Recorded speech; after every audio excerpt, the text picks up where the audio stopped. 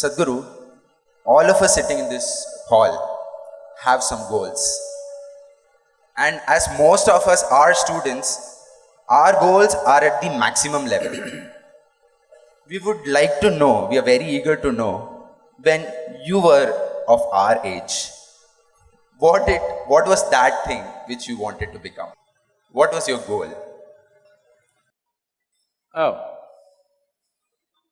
this is beginning like an interrogation. Well, frankly, I had no goal of any kind. To such a point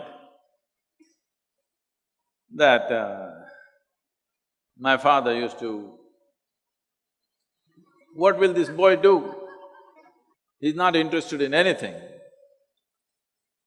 But it was completely wrong because I was interested in so many things.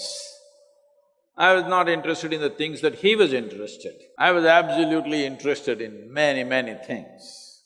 See, when we say goals, we must understand this. From where you are, if you set a goal for your life, you can only set a goal according to your present level of understanding and knowledge, isn't it? You think you've reached a point where you know everything in the universe? So if you set a goal, what kind of goal will you set? A very meager goal. And if you grow rapidly, you will be terribly disappointed with your own goal. But this has been taught to you in the recent years that you must be goal-oriented. If you… let's say you want mangoes in your house. If you want mangoes, you don't have to think of mangoes. You have to think of soil, you have to think of manure, you have to think of water, you have to think of sunlight. None of them look or taste like mangoes. But if you take care of those things, mangoes will come. But suppose you have a strong desire for mango, but you did nothing about growing a mango tree in your home, you will want to steal it from him, if he has. Yes or no? So if you have goals, what you're calling as goals is just your desires.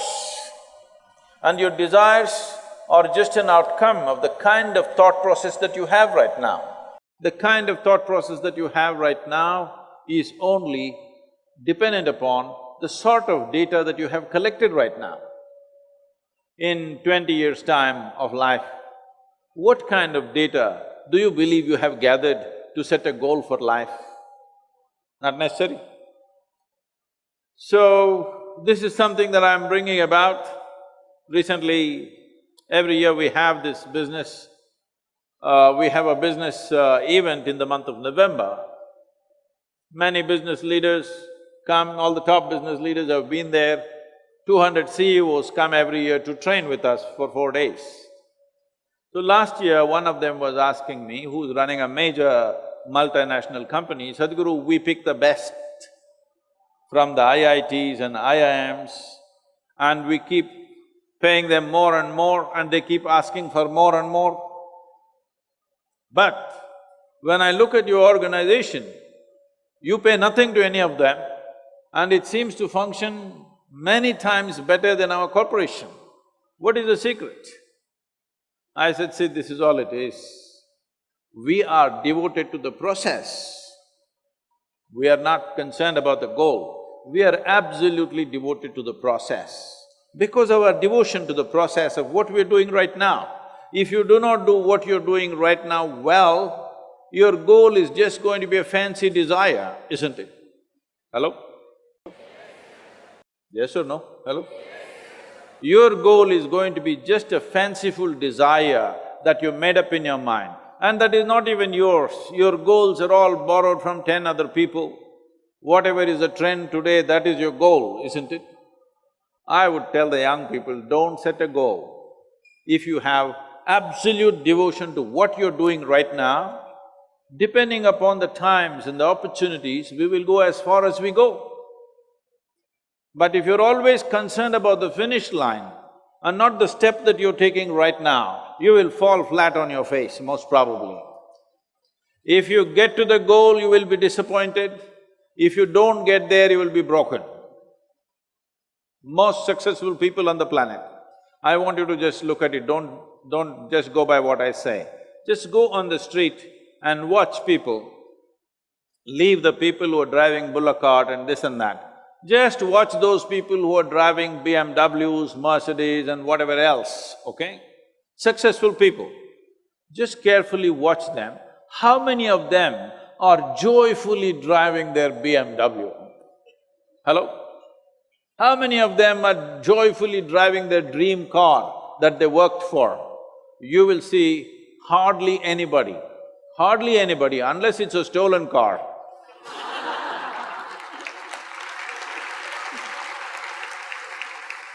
So, those who have gotten to their goals are disappointed.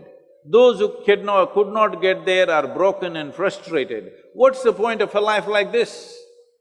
Your ability to do things is enhanced only when you're absolutely devoted to the process in which you're involved. I'm using the word devotion intentionally because people think devotion means going to the temple.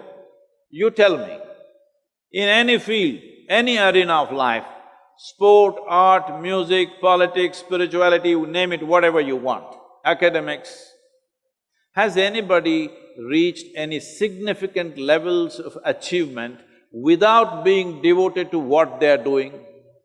Hello? Has anybody reached? Mediocre things they have done. Only those who are absolutely devoted to what they are doing, they have done significant things on this planet, and that's what you must do. Sadhguru, so as you told us that goals, those who achieve the goals aren't that happy, and those who don't have… I thought I'll just scare you a little bit. And those who don't have goals are also not happy.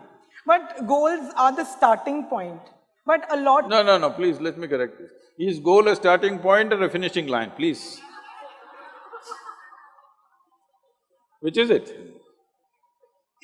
It's both ways. How is that? How is goal a starting point? Is goal a finishing line or a starting point, please? Please, you must tell me, all of you, is goal a starting line or a finishing line? What is this? But like if goal is something that motivates us to once we think of a goal in mind… You're coming to the point now. So, you have been trained like a circus monkey. You know? Circus monkeys are like this. If you want them to do a trick, you have to give them a sweet. Otherwise, I won't do it. One more little sweet. Don't be a circus monkey. I thought we evolved out of being monkeys long time ago. Hello? So, you're only working, what will I get, what will I get, what will I get? What the hell will you get? You'll die one day, that's all. You think you're going to get something in the end? No, you're just going to die one day.